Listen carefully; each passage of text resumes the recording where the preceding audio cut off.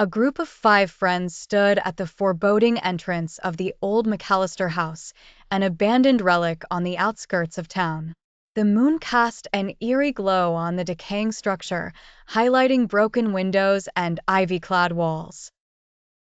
Inside, creaking wooden floors and dusty furniture greeted them, the suffocating air thick with ages-old neglect.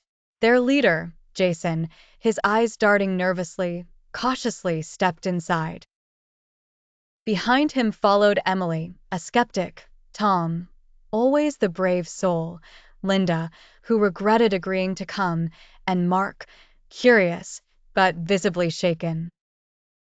As the old oak door groaned shut behind them, they realized this was no ordinary adventure. The house seemed to breathe, its creaks and groans almost whispering secrets.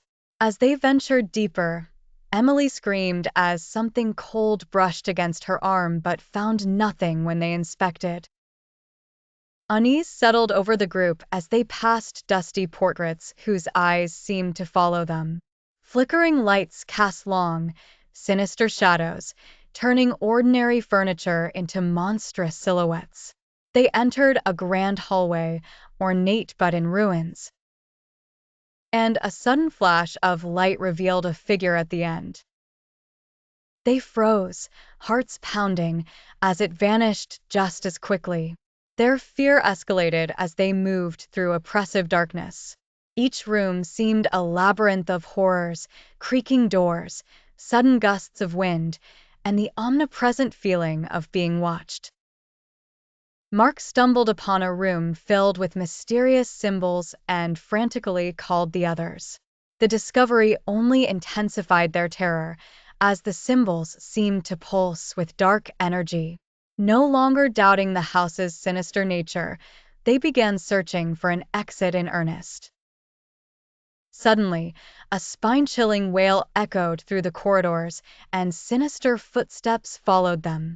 Tom led the group in a frantic dash, with Jason yelling directions. Linda, tears streaming down her face, almost collapsed as they were forced to run up a decaying staircase that threatened to give way. They found themselves in an attic, its dusty contents scattered and strange. In the attic's dim light, they saw a small window. It was barely large enough, but it was their only chance. Jason and Tom hurriedly helped Emily and Linda through, but as Mark was halfway out, the attic door slammed open. Dark, shadowy figures rushed at them.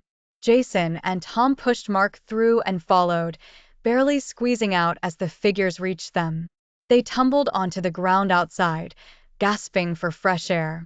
Bruised and shaken, they looked back at the house, now silent and still. They vowed never to speak of that night again, but each knew they were forever changed by the horrors they had faced inside the McAllister house.